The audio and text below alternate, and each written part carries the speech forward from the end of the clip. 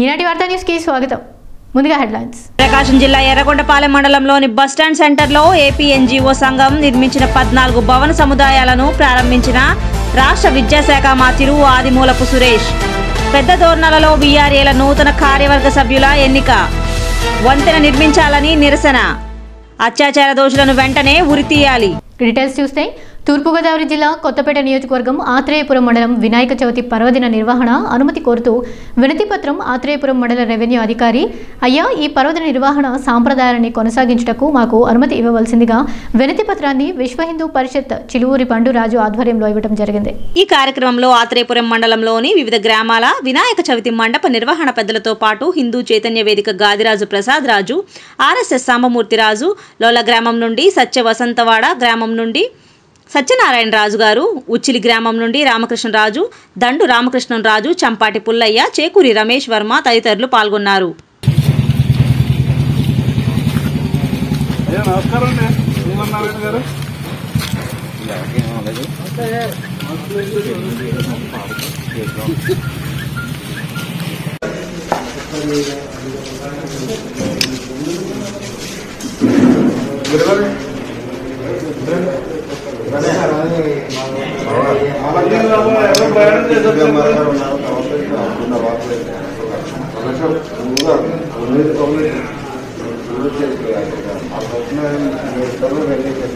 మీరు ఆల్రెడీ నేను ఇలాగా ఇంకెలాగా ఆయన ఉన్నాను. మీ ఇద్దరు కలిసి విషయం క్లియర్ కట్గా ఇంకా అందిస్తాను. నేను ఇచ్చింది కాదు అక్కడ పెడతాను. నేను కాదని పెట్టనట్లేదు, తీసుకోవాలంటలేదు, ఏం చేయలేదు. కానీ మీరు ఎంతమంది రావట్లేదు ఒక టైం అక్కడికి అవసరం కాబట్టి ఎగ్జిస్ట్మెంట్ కుదరాలి కాబట్టి టైం చూసుకొని మీరు ఇద్దరు వస్తే మీరు డైరెక్ట్గా చేస్తాను. మనకి నేను తెలుసు కాబట్టి రేపు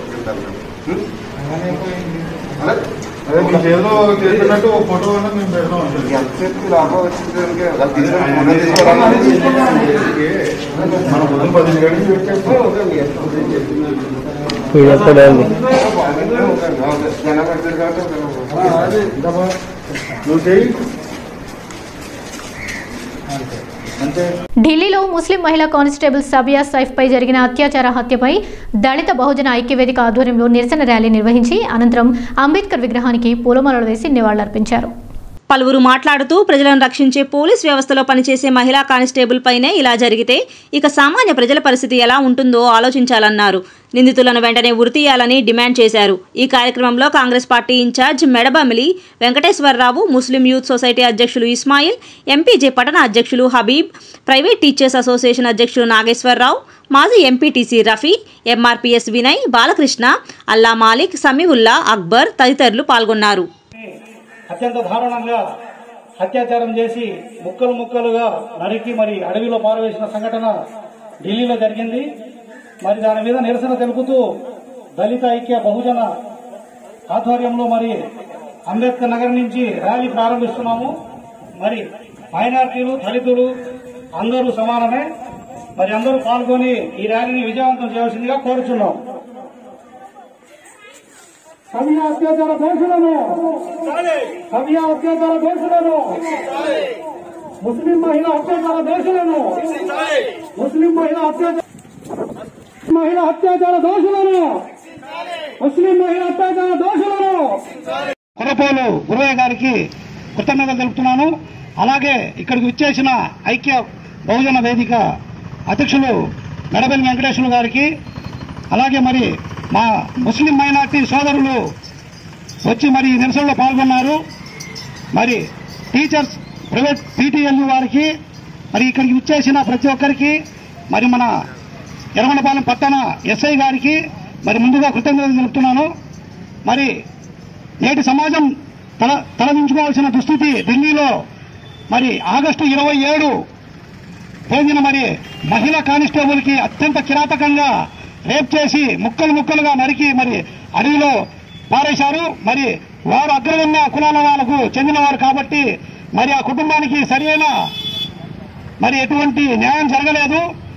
నిర్భయ సంఘటన జరిగి మరి 16 డిసెంబర్ 2021 మరి కదులుతున్న బస్సులో మరి ఒక మహిళను అత్యంత కిరాతకంగా ఇనుప రాడ్లతో ఆమెను పైశాచికంగా మరి మానభంగం చేసిన సంఘటన జరిగి 12 సంవత్సరాలు జరిగింది. మరి అదే దుస్థితి మరి ఢిల్లీలో ఒక బాధ్యతారహితమైన మరి ఒక పోలీస్ వ్యవస్థలో ఉన్నటువంటి ముస్లిం మహిళా కానిస్టేబుల్ కి ఇటువంటి దుస్థితి జరగటము చాలా సిగ్గుచేటు. మరి అక్కడ ఉన్న ప్రభుత్వాలు మరి బేటీ బచావ్ బేటీ పడావ్ అన్న నినాదంతో కేంద్ర ప్రభుత్వము మోడీ మరి ప్రభుత్వాలకి ఆదేశాలు ఇస్తుంటారు. మరి రాష్ట్ర ప్రభుత్వం కూడా మరి దిశ చట్టం ద్వారా తెలంగాణలో ప్రియాంక రెడ్డికి చంపిన వారిని మరి వెంటనే ఎన్కౌంటర్ చేసినట్టు మరి ఇక్కడ స్నేహాల రమ్యశ్రీ దాడి కూడా జరిగి ఇప్పుడు మనము మొన్ననే దాని గురించి మాట్లాడుకున్నాం. మరి ఇటువంటి సంఘటనలు ముందు ముందు జరగకుండా ప్రభుత్వాలు దిశా చట్టం ద్వారా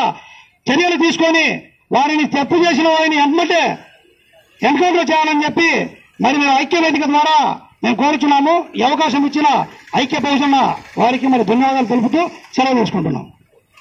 తూర్పుగోదావరి జిల్లా రాజమహేంద్రవరం నందు గల హోటల్ రివర్ బై నందు భారత్ పాకిస్తాన్ మధ్య జరిగిన యుద్ధం 50 సంవత్సరాలు పూర్తి చేసుకున్న సందర్భంగా ఇండియన్ నేవీ విశాఖపట్నం వారి ఆధ్వర్యంలో ఉత్సవాలు నిర్వహించారు. ఈ కార్యక్రమంలో త్రివిధ దళాలకు సంబంధించిన ఉన్నత స్థాయి అధికారులు, తూర్పుగోదావరి జిల్లా collector Haricharan, Rajamahendravaram sub collector Ilakkiya, Rajamahendravaram SP, additional ఎస్పీలు, River Bay hotel chairman Jasti Murthy, retired మరియు ఇతర సిబ్బంది తదితరులు పాల్గొన్నారు. air defense, ground support and logistic missions. With the success of Indian naval operations in East Pakistan, the Indian Navy subsequently commenced two large-scale operations, Operations Trident and Operations Tiger. These operations were focused on West Pakistan and preceded India and Pakistan. After the successful operations by the Indian Navy, India had established the Indian Navy with the latest required OSIM class missile boats have fired P-50U surface-to-surface missiles on Pakistani ports as well as the Pakistani coast. The Pakistani Navy may be imposed by the Indian Navy on the port of Karachi, and no merchant ship could approach Karachi. The Eastern Fleet of Indian Navy had a great success over the Pakistani forces in East Pakistan. By the end of the war, the Indian Navy controlled the seas around both the wings of Pakistan. The war ended on the both the fronts after the instrument of surrender of Pakistan forces stationed in Dhaka on 16 December 1971.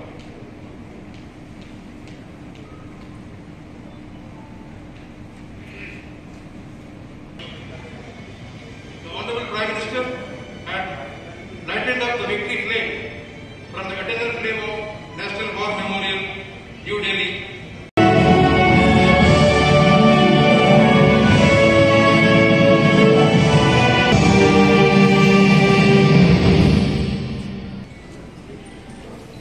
Victory torch.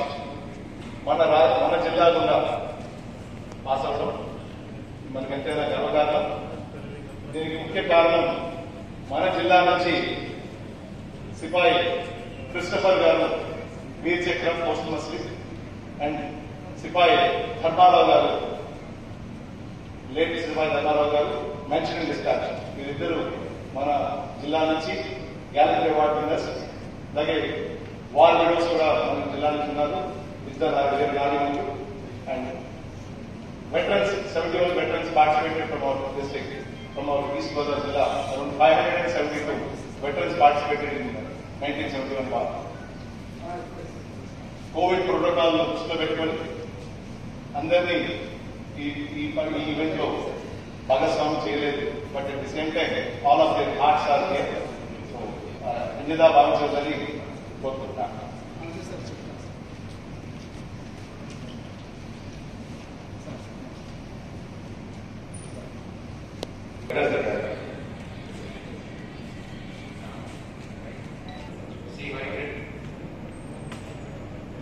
Officers of the Indian Navy,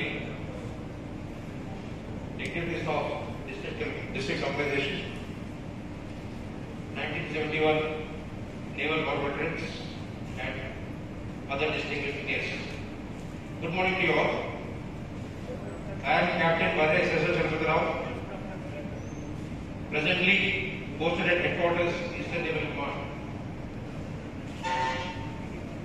This occasion is very honorable and prestigious to us.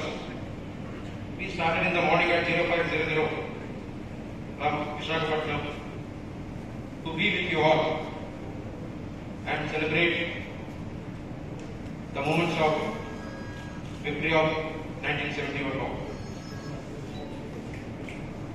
Pakistan War of 1971 originated as a result of Pakistan Army's execution of Operation Searchlight in an effort to curb the Bengali nationalist movement in Pakistan's eastern wing.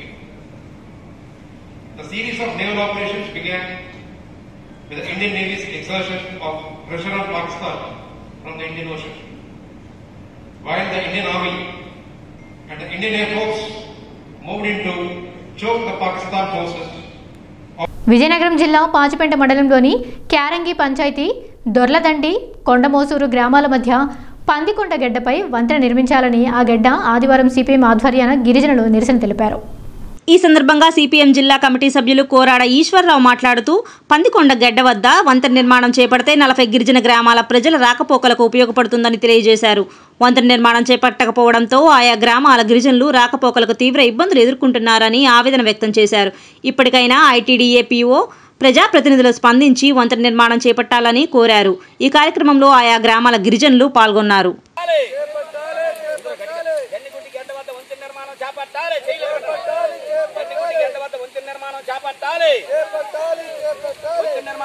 గిరిజన ప్రజలను ఆదుకోవాలి. వంతెన నిర్మాణం చేపట్టి గిరిజన ప్రజలను ఆదుకోవాలి. వంతెన నిర్మాణం చేపట్టి గిరిజన ప్రజలను ఆదుకోవాలి. దొరలదండి కొండమోసూరు మధ్య జన్నిగుడ్డి గడ్డ వద్ద వంతెన నిర్మాణం చేపట్టాలి. వంతెన నిర్మించే వరకు పోరాడతాం. వంతెన నిర్మించే వరకు పోరాడతాం. వంతెన నిర్మించే వరకు పోరాడతాం. గిరిజన ప్రజల్ని ఆదుకోవాలి. పాచిపెంట మండలం క్యారంగ పంచాయతీ అలాగే దొర్లదండి కొండమోసూరు మధ్య జన్నిగుడ్డి గడ్డ వద్ద వంతెన నిర్మాణం చేపట్టాలని ఈరోజు ప్రభుత్వానికి మరి గిరిజన సంఘం సిపిఎం పార్టీ తరఫున విజ్ఞప్తి చేయడం జరిగింది. ఏళ్ల తరబడి దశాబ్ద కాలంగా అధికారులకి చుట్టూ తిరిగి ఈ గ్రామాలకు దాదాపు 40 గ్రామాలకు ప్రయోజనం కలిగినటువంటి ఈ జన్నిగుడ్డి గడ్డ వద్ద వంతెన నిర్మాణం చేపట్టాలని అధికారులకు ఎన్నిసార్లు చెప్పినా పట్టించుకునే పరిస్థితి లేదు. ఈ వెనకబడినటువంటి ప్రాంతాల అభివృద్ధి కోసమని ఐటీడీ అధికారులు దృష్టి పెట్టాల్సిన అవసరం ఎంతైనా ఉంది. అందుకోసమని మేము ప్రధానంగా ప్రభుత్వానికి విజ్ఞప్తి చేస్తున్నాం. కలెక్టర్కి ఐటీడీఏ పీఓకి విజ్ఞప్తి చేస్తున్నాం. దయచేసి ఈ ప్రాంత ప్రజలు కాపాడండి. మొత్తం చిన్నపాటి వర్షం పోస్తే పెద్ద వాగు వచ్చిన తర్వాత గర్భిణీ స్త్రీలని బయటికి తీసుకెళ్లాలన్నా ఆసుపత్రికి తీసుకెళ్లాలన్నా కష్టం. ప్రసవ సమయంలో తీసుకెళ్లాలంటే కష్టం. అంటే ఇక డోలీలతో పట్టి తీసుకెళ్లడం కూడా కష్టమైనటువంటి పరిస్థితి ఈరోజు ఉంది. అలాంటి ప్రమాదకరమైనటువంటి ఈ ప్రాంతంలో వంతెన నిర్మాణం చేస్తే దాదాపు 40 గ్రామాల ప్రజలకి రాకపోకలకు మెంటాడ గలుపుకొని అలాగే ఈ పాచిపెంట మండలంలో ఉన్నటువంటి గ్రామాలతో పాటు అరకు వరకు కూడా మొత్తం గన్నే గలుపుకొని గ్రామాలతో వెళ్ళడానికి అవకాశాలు ఉంటాయి. ఇలాంటి సుదీర్ఘమైనటువంటి ఈ ప్రాంతాలు ఎంతో మందికి ఉపయోగకరమైనటువంటి ఈ రోడ్డు మరి ఈ వంతెన నిర్మాణం చేపడితే ఖచ్చితంగా ప్రజలు అభివృద్ధి అవడానికి అవకాశాలు ఉంటాయి. ఆ విధంగా వాళ్ళకు అన్ని రకాల సదుపాయం కల్పించాలని విద్యా వైద్యం అందాలంటే వెంటనే ఇక్కడ ఉన్నటువంటి వంతెన నిర్మాణం చేపట్టాలని ప్రభుత్వానికి విజ్ఞప్తి చేస్తున్నాం. ఐటీడీఏ నిధుల్ని సక్రమంగా ఖర్చు పెట్టి అలాగే ఎస్సీ సబ్ ప్లాన్ కేటాయించినటువంటి డబ్బుల్ని వెనకబడిన ప్రాంతాలు ఈ ప్రాంతాల అభివృద్ధి కోసం కృషి చేయాలా. తక్షణమే ఈ వంతెన నిర్మాణం చేపట్టే వరకు కూడా ఈ పోరాటం కొనసాగిస్తాము. మరి ప్రభుత్వం ఎట్టి పరిస్థితుల్లో కూడా యుద్ధ ప్రాతిపదికన అధికారులందరూ స్పందించి ఈ రహదారి నిర్మాణం చేపట్టడంతో పాటు అలాగే ఇక్కడ వెంటనే జన్నిగుడ్డి గడ్డ వద్ద వంతెన నిర్మాణం చేపట్టి గిరిజన ప్రజల్ని ఆదుకోవాలని విజ్ఞప్తి చేస్తున్నాం. తూర్పుగోదావరి జిల్లా ముమ్మడివరం నియోజకవర్గం పోలవరం మండలం గోగుల్లంక గ్రామాలంక భూముల్లో 2008లో వైఎస్ రాజశేఖర రెడ్డి ఇచ్చినటువంటి పేద మత్స్యకారులకు ఇచ్చినటువంటి డి నమూనా పట్టాలు. పేదలకు అప్పటి కాంగ్రెస్ ప్రభుత్వం పట్టాలు ఇచ్చిందని ఇచ్చినటువంటి పట్టాలను ఇప్పటి వరకు ఆన్లైన్ గానీ రికార్డుల్లో గానీ నమోదు చేయలేదని ఇప్పటికైనా స్థలాలను మత్స్యకారులు వాళ్ల భూములు సాగు చేసుకోవడానికైనా ప్రభుత్వం కృషి చేయాలని లేదంటే ఏదైనా కంపెనీలకు లీజుకి ఇచ్చి మత్స్యకారులు ఆదుకోవాలని దళిత మత్స్యకారుల రాష్ట్ర అధ్యక్షుడు సంగాని బంగారు బాబు మీడియాకు ఆవేదన వ్యక్తం చేశారు. తక్షణమే ప్రభుత్వం తగినటువంటి న్యాయం అందరికీ చేయాలని ఆయన వాపోయారు. ఇది పోలవరం మండలం గుత్తినిదివి గోగుల్లంక శివారునున్న భూమి ఇది. ఈ భూమికి ఒక సర్వే నెంబర్ అంటూ లేదు. ఆల్రెడీ లాస్ట్ సర్వే నెంబర్ అని చెప్పి దీనికి ఒక సర్వే నెంబర్ ఉంది. ఆ నెంబర్ కూడా రెవెన్యూ తప్పించుకుంటుంది. వైఎస్ రాజశేఖర రెడ్డి దివంగత నేత ముఖ్యమంత్రిగా ఉన్నప్పుడు మాకు 2008లో ఈ పట్టాలు దీనమున్న పట్టాలు మండల తహసీల్దార్ గారి చేతుల మీద పంపిణీ జరిగినాయండి. సుమారు 2000 మంది దాకా, ఇది 1500 మంది అనుకున్నాం, 2000 మంది దాకా జరిగింది. అయితే దీనికి హైకోర్టు వారు ఆర్డర్ ఇచ్చారు. మాకు భూమి చూపించింది కూడా రెవెన్యూ చూపించింది, పట్టాలు ఇచ్చింది కూడా రెవెన్యూ ఇచ్చారు. ఇచ్చినా కూడా ఈ రోజు కూడా ఆన్లైన్ చేయడం 2008 నుంచి మేము తిరుగుతుంటూ వస్తుంటే ఆన్లైన్ చేయడం కానీ రికార్డులో ఎక్కించడం కానీ ఎన్నిసార్లు వెళ్ళినా వాళ్ళ దగ్గర రిపోర్టులు రాసుకోవడం, కంప్లైంట్లు తీసుకోవడం తప్ప కలెక్టర్ గారి దగ్గర కానీ, జేసీ గారి దగ్గర కానీ, డిఆర్ఓ గారి దగ్గర కానీ, ఆర్డీఓ గారి దగ్గర కానీ అందరి దగ్గర ఆదేశాలు వచ్చినాయి. అదే ఎంఆర్ఓ గారు కూడా, హుసేన్ గారు కూడా ఎంఆర్ఓ గారు 2018లో నీకు ఈ పట్టాలు అటెస్టేషన్ చేస్తానని కూడా ఇచ్చారు. మీరు ఆన్లైన్ చేస్తానన్నారు, మీరు మాట్లాడొద్దని చెప్పారు. ఇందులో ఉన్న డిప్యూటీ తహసీల్దార్ సిహెచ్ వెంకట్రావు గారు అనేకమైన ప్రధానమైన పాత్ర వహించాడు దీంట్లోని. మాకు చేస్తానని చెప్పి మమ్మల్ని మాట్లాడొద్దని చెప్పి మా బీసీ ఎస్సీ ఎస్టీ మైనారిటీలు అందరినీ కూడా కూర్చోబెట్టి అందరితో తెల్లకాయంతల మీద సంతకాలు పెట్టించుకుంటే ఆ రోజున మాకు ఇది 716 దాకా ఆఖరి సర్వే నెంబర్ అని చెప్పారు. ఇది 716 కాదు, 741 నుంచి 757/5 దాకా ఆఖరి లాస్ట్ సర్వే నెంబరు. దానికి మించి దాని పక్కన ఉన్న భూమి ఇది. ఈ భూమి సుమారు మాకు అందరికి కూడా రాజశేఖర రెడ్డి గారు ఇచ్చిన 2008లో ఈ పట్టాలన్నీ కూడా మంచిగా 2 ఎకరాలు చెప్పిన డీనమోనా ఇచ్చారు. మత్స్యకారులు 90% ఉంటే ఒక 10%, 15% బీసీ ఎస్సీ ఎస్టీ మైనారిటీలు, మిగతా ఇతర కులస్తులు అందరూ కూడా ఉన్నారు. అధికంగా ప్రధానంగా మత్స్యకారులను చూసుకోండి ఆల్రెడీ వీళ్ళు ప్రాతిపత్యం వహించారు. అదేవిధంగా ఏ తహసీల్దార్ వస్తే ఆ తహసీల్దార్ కూడా మామూలుగా మమ్మల్ని రేపు చేస్తాం, ఎల్లుండి చేస్తామని చెప్పేసి నడపడం తప్ప కానీ కథ నడుపుతున్నారు తప్ప కానీ మాకు ఎవరు న్యాయం చేసిన దాఖలాలు లేవు. అక్కడ కలెక్టర్ గారి దగ్గరికి వెళ్తుంటే కలెక్టర్ గారు ఏమో ఇక్కడికి పంపిస్తున్నారు, గ్రీవెన్స్లో పెట్టినా మేము పెట్టడానికి ఇంకా అర్జీలు లేవు. హార్టికల్చర్ డిపార్ట్మెంట్ ఒక సర్వే నెంబర్ ఇవ్వండి, వాళ్ళందరితో జీడిమామిడి పంట పండిస్తానని కూడా వాళ్ళకి రిపోర్ట్ రాసిచ్చారు, అది లేదు. అదేవిధంగా మాకు రెవెన్యూ డిపార్ట్మెంట్ కూడా అటెస్టేషన్ చేస్తాను, ఆన్లైన్ చేస్తానని కూడా చెప్పారు, అది ఇవ్వలేదు. అయ్యా ఇప్పటికైనా సరే రాజకీయ శక్తులు దీంట్లో పనిచేస్తున్నాయన్నది మేము ఎవరని మేము అనలేం. ఆల్రెడీ మా కుల ఎమ్మెల్యే ఉన్నారని కూడా ఆయన కూడా మేము ఎప్పుడు ఉద్దేశించి మాట్లాడలేదు. ప్రతి ఒక్కరిని కూడా మేము అడిగి దోటే అయ్యా మా మత్స్యకారులమే కాకుండా బీసీ ఎస్సీ ఎస్టీ మైనారిటీలు కూడా ఉన్నాం. ఈ భూమికి మాకు పట్టాదారు పాస్ పుస్తకాలు ఇవ్వండి, ఆన్లైన్ చేయండి, టైటిల్ డీడీ ఇవ్వండి, ఇచ్చి మా అందరికి కూడా వైఎస్ రాజశేఖర రెడ్డి గారు ఇచ్చిన పట్టాలకి వాళ్ళ తనయుడు వైఎస్ జగన్మోహన్ రెడ్డి గారు చేతుల మీద ఇప్పుడైనా మాకు న్యాయం జరుగుతుందని ఈ ప్రభుత్వంలో అయినా కోరి ప్రార్థిస్తాం. వీఆర్ఏల జిల్లా అధ్యక్షుడు పూర్ణకంటి యాకోబు ఆధ్వర్యంలో వీఆర్ఏల మండల అధ్యక్షునిగా జడ్డా ఆశీర్వాదం ఎన్నుకున్నట్లు యాకోబు తెలియజేశారు. మండల అధ్యక్షునిగా ఏకగ్రీవంగా ఎన్నుకున్నందుకు మండల వీఆర్ఏలందరికీ తాను కృతజ్ఞతలు తెలియజేస్తున్నట్లు జడ్డా ఆశీర్వాదం తెలియజేశారు. ఈ కార్యక్రమంలో మండల వీఆర్ఏలు గురవయ్య, దేవయ్య, డి మస్తాన్, కృపాదానం, తోకల గురవయ్య తదితరులు పాల్గొన్నారు.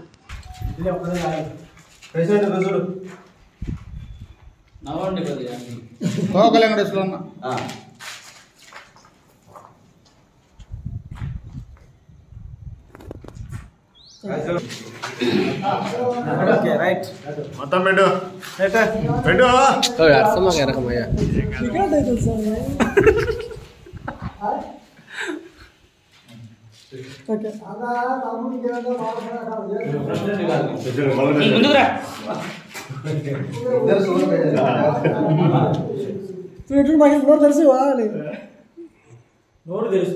మండలంలో జిల్లా ప్రెసిడెంట్ ఆధ్వర్యంలో దోరణ మండల ప్రెసిడెంట్గా ఎన్నికైనటువంటి జడ్డా ఆశీర్వాదం గారికి మరియు నూతన వర్గానికి ప్రత్యేకమైనటువంటి కృతజ్ఞతలు తెలియజేస్తూ ప్రతి ఒక్కరిని కూడా మండలంలో ఏదైనా సమస్య ఏర్పడినా అందరం కలిసిమెలిసిగా ఒకే దాటిలో నడుస్తామని సభాముఖంగా తెలియజేస్తూ ముగిస్తున్నాం.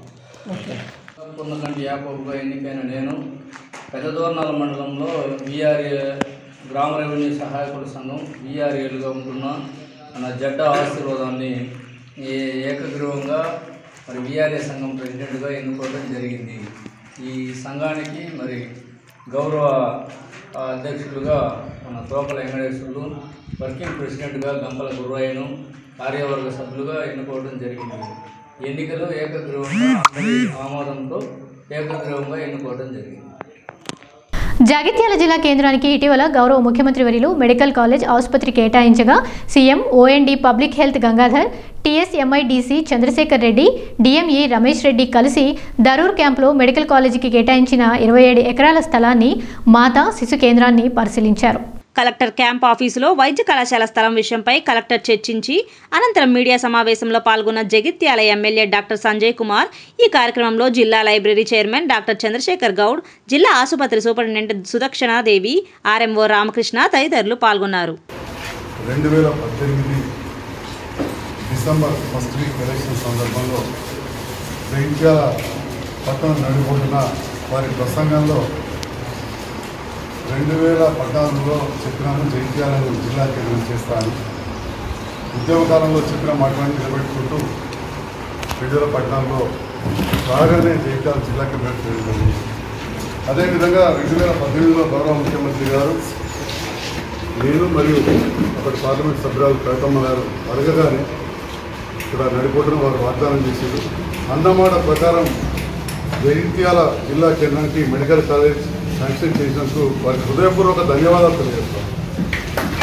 అలా ఏర్పాటు చేసిన సందర్భంలో, కాలేజ్ శాంక్షన్ చేసిన సందర్భంలో ఇక్కడ ఉన్న వ్యవస్థను, ఇక్కడ ఉన్న బిల్డింగ్స్ను స్థలాన్ని పరిశీలించడానికి director of medical education Shri Ramesh Reddy garu, అదేవిధంగా officer on special duty CMO, ప్రముఖ నెఫ్రాలజిస్ట్ కిడ్నీ డాక్టర్ నిమ్స్లో, మన జగిత్యాల బిడ్డ గౌరవకుండా పుట్టి జగిత్యాల చదువుకున్న మన డాక్టర్ గంగాధర్ గారు, అదేవిధంగా టీఎస్ఎంఐడిసి ఎండి శ్రీ చంద్రశేఖర్ రెడ్డి గారు, సిఈ గారు, ఇతర ఇంజనీరింగ్ అధికారులు, ఈనాడు నాతో పాటున్న ప్రముఖ డాక్టర్ సర్జన్ గ్రంథాలయ సంస్థ చైర్మన్ డాక్టర్ చంద్రశేఖర్ గౌడ్ గారు, సుబ్బయ్య గారు, ఆర్ఎంఓ గారు, డిప్యూటీ ఎమ్మెల్యే, వైద్య నిపుణులందరికీ,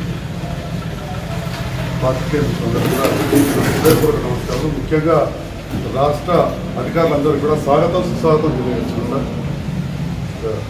చాలా సంతోషంగా అటు పెద్దపల్లి జిల్లా, మంచిర్యాల జిల్లా తిరిగి నిన్న సాయంకాలానికి ఇక్కడ చేరుకొని రాత్రి కొంత డిస్కషన్ చేసుకోవడం జరిగింది. ఇక్కడ ఏ రకంగా చేయాలని, మరి ఏదైతే ముఖ్యమంత్రి గారు ఇక్కడ ఏర్పాటు చేయాలనుకున్నారో దానికి స్థలాన్ని గౌరవ ముఖ్యమంత్రి గారే సూచించింది ఇక్కడైతే బాగుంటుందని అక్కడ మా మీటింగ్లో. తర్వాత గౌరవ కలెక్టర్ మన రవి కుబ్లోత్ గారు ప్రత్యేకమైన దృష్టి పెట్టి మొత్తం 4 రోడ్లు వచ్చే విధంగా ఇటు ఈస్ట్ సైడ్ కరీంనగర్ రోడ్, మనకు మధ్యలో రోడ్డు ఉన్నాయని డిపో వరకు కూడా, సౌత్ సైడ్ మళ్ళీ వెస్ట్ సైడ్ ఆ కెనాల్ వరకు, మళ్ళీ నార్త్ సైడ్ కూడా అక్కడ కార్నర్ వరకు కూడా ఇది ఐడెంటిఫై చేసి ఇవ్వడం జరిగింది. దీంట్లో కొంత ఎండోమెంట్ ల్యాండ్ ఆ మూలలో ఉన్నది, అది కోర్టు డిస్ప్యూట్ మనకు సంబంధం లేదు. దీంతో అన్డిస్ప్యూటెడ్ ల్యాండ్ మనకి ఎక్కడ ఏ ప్రాబ్లం లేని 27.5 ఎకరాలు 27 ఎకరాల పైన ఇవ్వడం జరిగింది. ఇది జగిత్యాల నడిబొడ్డున బస్టాండ్ దగ్గర వచ్చింది. ఇక్కడ కొన్ని మౌలిక వసతులు కూడా ఉన్నాయి. నేను గౌరవ డైరెక్టర్ ఆఫ్ మెడికల్ ఎడ్యుకేషన్, చాలా సీనియర్ డాక్టర్, వారికి ఇప్పటికే మెడికల్ కాలేజీలు ఎస్టాబ్లిష్ చేసిన అనుభవం ఉంది. అదేవిధంగా గంగాధర్ గారు వారు ఇక్కడ స్థానికులు, వారికి కూడా ఇక్కడి స్థితిగతుల పట్ల, ఇక్కడ భౌగోళికంగా ఏంటి, ఎక్కడైతే బాగుంటుందని పూర్తి అవగాహన వ్యక్తి. వారిద్దరిని పిలిచి నన్ను ముఖ్యమంత్రి గారు ఏదైతే మన కలెక్టర్ గారు ఇచ్చిన మ్యాప్స్ ఇచ్చి నోటిఫికేషన్ ఇచ్చామన్నారు, దానికి అనుగుణంగా టీఎస్ఎంఐడిసి ఎండి గారు, అదేవిధంగా రేపటి నాడు ఆర్ఎండి అందరూ కూడా కూర్చొని ఇక్కడ మంచి హాస్పిటల్ కాలేజు తీసుకొస్తారని చెప్పి నేను ఆకాంక్షిస్తున్నా, వారికి కోరుతున్నా ప్రత్యేకంగా. ఇప్పటికే దీని దగ్గరనే తెలంగాణ రాగానే, అంతకుముందు ఏదైతే శాంక్షన్ వచ్చిందో, తెలంగాణ రాకుండా వచ్చిన శాంక్షన్ ఇచ్చినా నర్సింగ్ కాలేజ్కు స్థల సేకరణ కూడా జరగలేదు. ఇక్కడో ఊరు బయట చూపెడుతున్నది తెలిస్తే అప్పుడు నేను ప్రీతం నాయకులు కవిత గారితో అప్పుడు నేను ఓడిపోయి కలెక్టర్ గారికి చెప్పించి వెంటనే రోడ్డుకు దగ్గరనే ఇప్పించడం జరిగింది. దానికి 15 కోట్ల రూపాయల నిధులు కూడా 80% పూర్తయింది. ఇంకా కొంత ఉంది. నేను టీఎస్ఎంఐడిసి ఎండి గారిని, సి గారిని, గౌరవ ఎస్సీ గారిని తొందరగా పూర్తి చేయిస్తే మనకు హాస్టల్ కూడా గర్ల్స్కు ఫస్ట్ ఇయర్కి పనికొచ్చేలా ఉంది. అదేవిధంగా ఇప్పుడే ఎందుకంటే జగిత్యాల బిడ్డ కాబట్టి కొంత ప్రేమ ఎక్కువ ఉంటుంది. 40 మంది శిష్యులతోటి ఇప్పుడు ఉంది. దాన్ని 100 మందికి స్ట్రెంత్ పెంచాల్సిందిగా డైరెక్టర్ ఆఫ్ మెడికల్ ఎడ్యుకేషన్ గారు కూడా, నేను గంగాధర్ గారు ఇద్దరు కూడా కోరడం జరిగింది.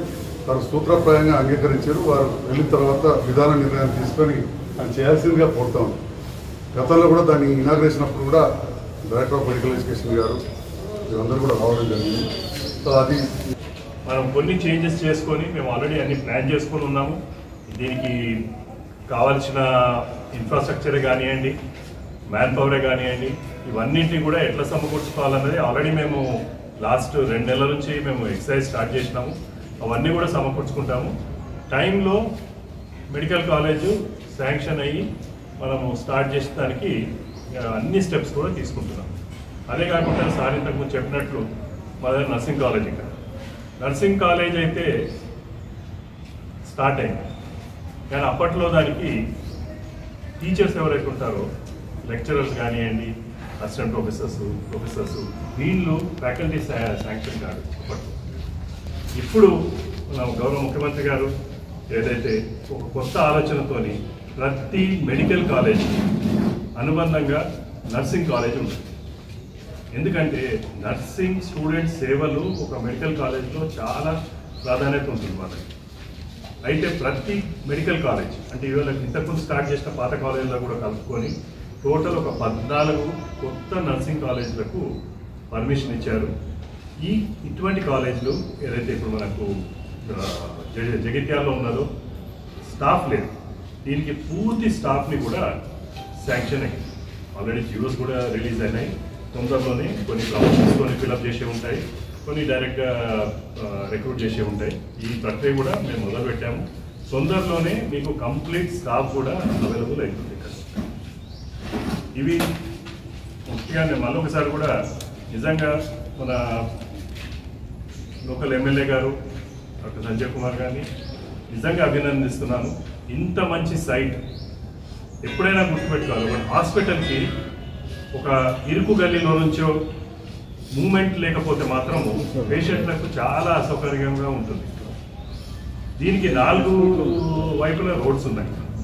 అంటే మూమెంట్ ఎంత ఫ్రీగా ఉంటుందంటే మనకు ఒక సైడ్ నుంచి రెగ్యులర్ పేషెంట్స్ రావడానికి కానివ్వండి, ఇంకో సైడ్ నుంచి ఎమర్జెన్సీ పేషెంట్స్ రావడానికి కానివ్వండి, అదే ఎవరైతే పేషెంట్స్ డైరెక్ట్ మాతా శిశు విభాగాలకు వెళ్ళే వాళ్ళు ఉంటారో ఎవరికి వాళ్ళు కూడా మూమెంట్ ఎంత ఫ్రీగా ప్లాన్ చేయవచ్చు అంటే ఇది చాలా కన్వీనియంట్ ప్లేసు.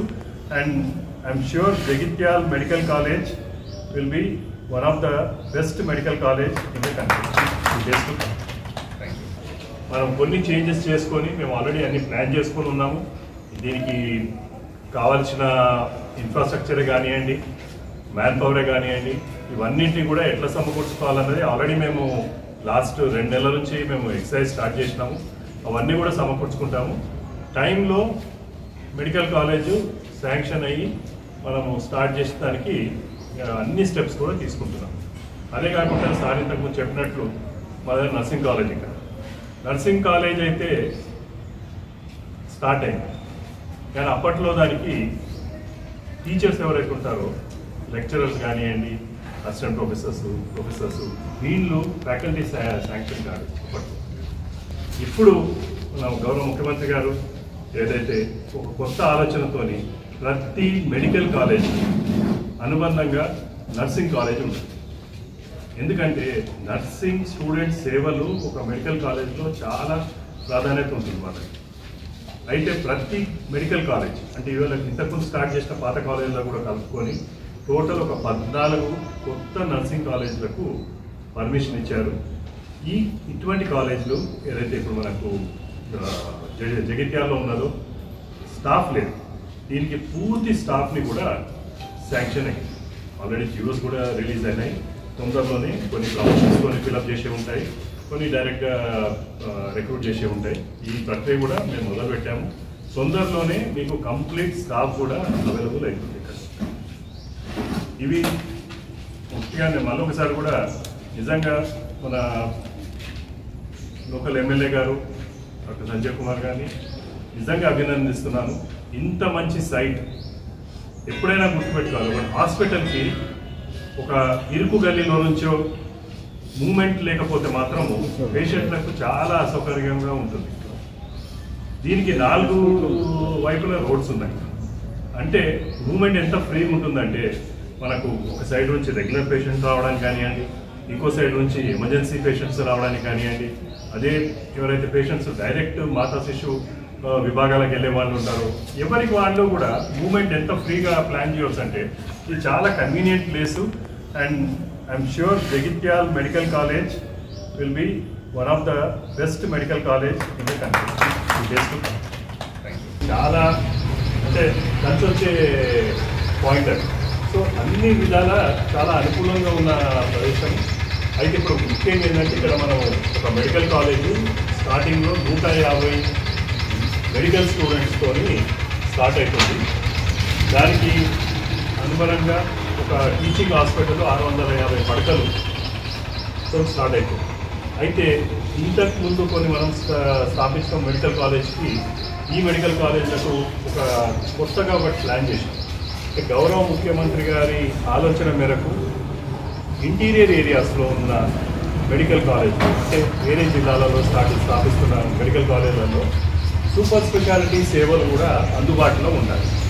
లేకపోతే ఎవరికో ఒక గుండె బీమారు లేకపోతే పక్షవాతము ఇటువంటివి వచ్చినప్పుడు ఇక్కడ నుంచి మీరు తీసుకెళ్ళి ఒక 100 కిలోమీటర్ల దూరం ఉన్న కరీంనగర్కి కానివ్వండి లేకపోతే హైదరాబాద్ గారికి తీసుకెళ్లే వరకు ఎంతో డ్యామేజ్ అవుతుంది. సో ఇమ్మీడియట్గా అక్కడ తక్షణంగా ట్రీట్మెంట్ ఎలా ఇవ్వాలంటే దాన్ని ఆలోచనలో పెట్టుకొని ఇక్కడ మనము సూపర్ స్పెషాలిటీ విభాగాలకు సరిపోయే స్టాఫ్ని కూడా కేటాయించడం జరిగింది. ఇది ఒక కొత్త మనము ప్రతిపాదన పెట్టాము. ఎందుకంటే నాకు తెలిసినంత మాత్రం భారతదేశంలో ఎక్కడ కూడా ఒక మెడికల్ కాలేజ్ స్థాపించినప్పుడు ఇమీడియట్గా ఒక 10 ఏళ్ల వరకు మాత్రం అక్కడ సూపర్ స్పెషాలిటీ విభాగాలు ఉంటాయి. ఎందుకంటే మేము ఎన్నో మెడికల్ కాలేజీలు మొత్తం భారతదేశం తిరిగి కూడా చూసిన వాళ్ళం, ఎక్కడ కూడా ఉంది. కానీ ఇక్కడ ఒక ప్రాపర్ ఆలోచన అంటే గౌరవ ముఖ్యమంత్రి గారి ఆలోచన ఎలా ఉంటుందంటే పర్ఫెక్ట్గా ప్రజలకు ఏదైతే అవసరం ఉంటుందో వాళ్లకు ఇంటికి దగ్గర ఈ సదుపాయాలు మనం కలిగించగలిగితే వాళ్లకు out of the pocket expenditure అంటాం. ఫర్ ఎగ్జాంపుల్ ఒక పేషెంట్ ఇక్కడ ఏదో పక్షవాతం వస్తుంది, ఇక్కడ నుంచి మీరు చూస్తున్నారు, మీరు 25 ఏళ్ళు మీరు ఎందరో మందితో కాంటాక్ట్లో ఉంటారు. ఒక హైదరాబాద్ దాకా తీసుకెళ్ళి అక్కడ ఒక కార్పొరేట్ హాస్పిటల్ ట్రీట్మెంట్ తీసుకుంటే కొన్ని లక్షల్లో ఖర్చు అవుతుంది. కానీ అదే ఒక నయా పైసా ఖర్చు లేకుండా ఇక్కడ మనం డెవలప్ చేసే ఒక అధునాతన టెర్షరీ కేర్ హాస్పిటల్ ఏదైతే వస్తుందో ఇది ఎందుకు చెప్తున్నానంటే అందరూ ఏమనుకుంటారంటే మెడికల్ కాలేజ్ అంటే మెడికల్ కాలేజ్ వస్తుంది, అందులో స్టూడెంట్స్ వస్తారు చదువుకొని పోతారు. అలా కాదు. మెడికల్ కాలేజ్కి ముఖ్యంగా ప్రజలకు బెనిఫిట్ అయ్యేది అక్కడ డెవలప్ అయ్యే టీచింగ్ హాస్పిటల్. ఆ టీచింగ్ హాస్పిటల్లో అన్ని విభాగాలు ఉంటాయి. అదే కాకుండా అక్కడ పోస్ట్ గ్రాడ్యుయేట్స్ వస్తారు. మీకు 24 hours స్పెషలిస్ట్ సర్వీసెస్ ఎప్పుడైనా కానీ అందుబాటులోకి వస్తాయి. సో ఈ ప్రక్రియలో ఇప్పుడు మనం ఇక్కడ చూసినట్లయితే తూర్పుగోదావరి జిల్లా రాజమహేంద్రవరం సబ్ కలెక్టర్ కార్యాలయం నందు బీసీ సంక్షేమ సంఘం ఆధ్వర్యంలో ఒకరోజు ధర్నా కార్యక్రమం నిర్వహించారు. ఈ సందర్భంగా బీసీ సంఘం రాజమహేంద్రవరం అధ్యక్షులు గోలి రవి మాట్లాడుతూ బీసీ సంక్షేమ సంఘం రాష్ట్ర అధ్యక్షుడు కేసన శంకర్రావు ఇచ్చిన పిలుపు మేరకు ఈ రోజున ఒక్కరోజు దీక్ష చేపట్టడం జరిగిందని, రాష్ట్ర ప్రభుత్వం వెంటనే జనగణ నిర్వహించే బీసీల అభివృద్ధికి తోడ్పడాలని కోరారు. బీసీ నాయకులు ధాన్యం ప్రసాద్ మాట్లాడుతూ రాష్ట్ర ప్రభుత్వం తీర్మానం చేసి కేంద్రంపై ఒత్తిడి పెంచాలని, బీసీ కులాల గణనకు నేటి ప్రభుత్వాలు ఎందుకు భయపడుతున్నాయి, వెంటనే ప్రభుత్వం స్పందించి జనగణన చేయాలని డిమాండ్ చేస్తూ ఒక్కరోజు ధర్నా కార్యక్రమం నిర్వహించడం జరిగిందని తెలిపారు. అనంతరం సబ్ కలెక్టర్కు వినతి పత్రం అందజేశారు.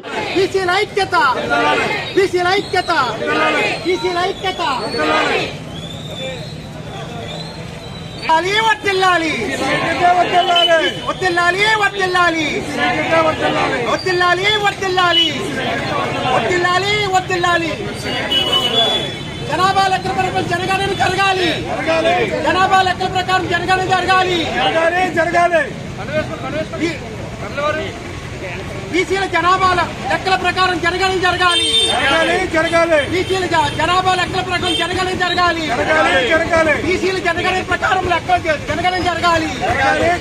బీసీల లెక్కలు జరగాలి. తీర్మానం చేసి కేంద్ర ప్రభుత్వానికి పంపాలి. రాష్ట్ర ప్రభుత్వం తీర్మానం చేసి కేంద్ర ప్రభుత్వానికి పంపాలి. రాష్ట్ర బీసీ సంక్షేమ సంఘం ఆధ్వర్యంలో రాష్ట్ర అధ్యక్షులు కేసన శంకర్రావు గారు ఆధ్వర్యంలో 13 జిల్లాల్లో దేశవ్యాప్తంగా బీసీల కులాల జనగణన జరగాలని రాష్ట్ర ప్రభుత్వాన్ని ద్వారా కేంద్ర ప్రభుత్వం కోరుతూ జరుగుతుంది. బీసీలు ఎక్కడ పూర్తిగా తెలియడంలో గవర్నమెంట్ వెనకడు వేస్తుందని అలా జనం సమీకరణ మొత్తం పూర్తిగా తెలియపరిచి జనగణన జరిపి బీసీలకు న్యాయం చేయాలని రాష్ట్ర ప్రభుత్వం ద్వారా కేంద్ర ప్రభుత్వం కోరుతుంది. మరి ఈరోజు జనాభా లెక్క ప్రకారం స్టేట్ గవర్నమెంట్ అంతా జనాభా ప్రతిపాదన మొత్తం ఈ ఎలా ఉందో లెక్క ప్రకారం అక్కడ సెంట్రల్ గవర్నమెంట్ నివేదిక ఇచ్చి జనాభా ప్రతిపాదన బీసీలకి సీట్లు కేటాయించాలని ఈ ఉద్యమంలో మన రాష్ట్ర అధ్యక్షులు కేశవ శంకర్రావు గారు ఆధ్వర్యంలో మరి ఇక్కడ గోల్ రవి అలాగే మన డాక్టర్ ప్రసాద్ అందరూ కూడా ఈ ఒక ఉద్యమాన్ని నడిపిస్తున్నారు. ఈ యొక్క ఖచ్చితంగా చేసి ఈ యొక్క అందరికీ కూడా బీసీల్లో చైతన్యం కలగజేయాలని తద్వారా రాజ్యాధికారంలో అందరూ ఉండాలని కోరుకుంటున్నాము.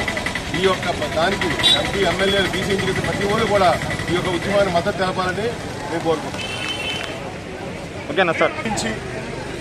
బీసీ కులాలన్నీ కూడా ఎన్నున్నాయో కూడా వాటి మీద దృష్టి పెట్టి ఆ కులాలను లెక్కించి ఆ కులాలకి తగిన ప్రాధాన్యత కల్పించేటువంటి రీతిలో ఈ యొక్క రాష్ట్ర ప్రభుత్వం కేంద్రానికి సిఫార్సు చేసి తద్వారా బీసీ కులాలకు అభివృద్ధి వైపు నడిపించే దిశగా ఈ రాష్ట్ర ప్రభుత్వం ముందుకు వెళ్లాలని ఆంధ్రప్రదేశ్ బీసీ సంక్షేమ సంఘం తరఫున డిమాండ్ చేస్తూ ఉన్నాం. అలాగే బీసీలకు అన్ని విధాలుగా పెద్దపీట వేస్తామని మాటల వరకే కానీ చేతల్లో ఎక్కడ కూడా జరిగిందేమీ లేదు. ఈ రోజున ఆంధ్రప్రదేశ్ బీసీ సంక్షేమ సంఘం తరఫున ఏపీ ఎన్జీఓ సంఘం వారు ఉద్యోగస్తులైనప్పటికీ సేవా దృక్పథంతో బస్టాండ్ సెంటర్లో భవన సముదాయాలను నిర్మించడం అభినందనీయమని రాష్ట్ర విద్యాశాఖ మంత్రి ఆదిమూలపు సురేష్ పేర్కొన్నారు. ఏపీ ఎన్జీఓ సంఘం ఎర్రగొండపాలెం తాలూకా యూనిట్ వారి ఆధ్వర్యంలో నూతన భవన సముదాయ ప్రారంభోత్సవ కార్యక్రమం జరిగింది. ఈ కార్యక్రమానికి రాష్ట్ర విద్యాశాఖ మంత్రి ఆదిమూలపు సురేష్ పాల్గొని 14 భవన సముదాయాలను ప్రారంభించారు. వారితో పాటు ఆ భవన సముదాయాలకు ముందు డివైడర్పై వారి నిర్మించిన తెలుగు తల్లి విగ్రహాన్ని కూడా ప్రారంభించారు. అనంతరం జరిగిన సభలో మంత్రి మాట్లాడుతూ కోట్ల రూపాయలు విలువ చేసే స్థలం అన్యాక్రాంతం కాకుండా ఏపీ ఎన్జీఓ సంఘం పేరుతో భవన సముదాయాలను నిర్మించి అద్దెలకు తిప్పాలనే వారి ఆలోచన హర్షించదగ్గ విషయమని ఏపీ ఎన్జీఓ సంఘం వారిని కొనియాడారు. ఉద్యోగస్తులు తమ ఉద్యోగంతో పాటు సామాజిక కార్యక్రమాల వైపు దృష్టి సారించి సేవా దృక్పథంతో మెలగడం గొప్ప సంస్కారమని అన్నారు. భవన సముదాయాల నిర్మాణాలతోనే పట్టణం అభివృద్ధి వైపు బాటలు వేస్తుందని, మొన్న శ్మశాన వాటిక పరిసరాలలో నిర్మించిన భవన సముదాయాలు నేడు ఏపీ ఎన్జీఓ సంఘం సముదాయాలే నిదర్శనమన్నారు. ఈ కార్యక్రమంలో తహసీల్దార్ వాడాల వీరయ్య, సర్పంచ్ అరుణాబాయి, పంచాయతీ కార్యదర్శి రాజశేఖర్ రెడ్డి, వైకాపా నాయకులు దొంతా కిరణ్ గౌడ్, మూర్తిరెడ్డి బాలగురవయ్యలతో పాటు ఏపీ ఎన్జీఓ సంఘం రాష్ట్ర నాయకులు పాల్గొన్నారు. మనం కూడా కుటుంబాలు ఇబ్బందులు పడుతున్న పరిస్థితుల్లో, బయటికి రాని పరిస్థితుల్లో పరిపాలన సాగాలి. మనం ఇంట్లో ఉన్నాం, మనకు కరోనా రాకుండా కాపాడుకోగలుగుతున్నాం, లేకపోతే దాని బారి నుండి తప్పించుకోవడానికి మనకు మార్గాలు ఉన్నాయి. కానీ ఉద్యోగస్తులు అట్లా కాదు. ఫ్రంట్ లైన్ వారియర్స్ కింద వాళ్ళు ఈరోజు తమ ప్రాణాన్ని సైతం లెక్క చేయకుండా వైద్య సిబ్బంది కానివ్వండి, రెవెన్యూ కానివ్వండి, పోలీస్ కానివ్వండి, అందరూ ముందుకొచ్చి ప్రభుత్వాన్ని మరి నడిపించడానికి, ప్రభుత్వ కార్యక్రమాల్ని అమలు చేయడానికి, ప్రజలకు సహాయ సహకారాలు అందించడానికి, ప్రజల ఆరోగ్య భద్రతను కాపాడడానికి వారు చేసినటువంటి సేవలు నిజంగా మరువలేనివి, చాలా గొప్పవి అని చెప్పి కూడా ఈ సందర్భంగా మేము మనవి చేసుకుంటాం. ఈ సందర్భంగా ఎంతోమంది ఉద్యోగస్తులు కూడా తమ ప్రాణాలని సైతం కోల్పోయిన పరిస్థితి మనం చూస్తాం.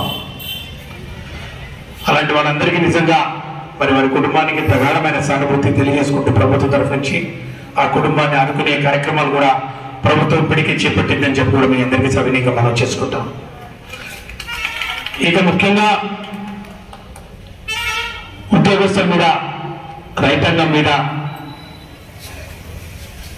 ఏ ప్రభుత్వమైనా కూడా సవతి తల్లి ప్రేమ చూపిస్తే, వారి యొక్క కష్టాలను, ఇబ్బందులను పట్టించుకోకుండా ఏకపక్షంగా ఏదో వాళ్ళని శత్రువులు చూసినట్టు చూసి వారికి ఇవ్వాల్సినటువంటి గౌరవాన్ని, లేక వారికి ఇవ్వాల్సినటువంటి ఆ యొక్క వసతుల్ని, ఆ యొక్క జీవన ప్రమాణాలను మెరుగుపరిచే దిశలో తీసుకోవాల్సిన కార్యక్రమాలని విస్మరిస్తే ఏ విధంగా వారు గత ప్రభుత్వాలకు బుద్ధి చెప్పారో మనం చూసాం.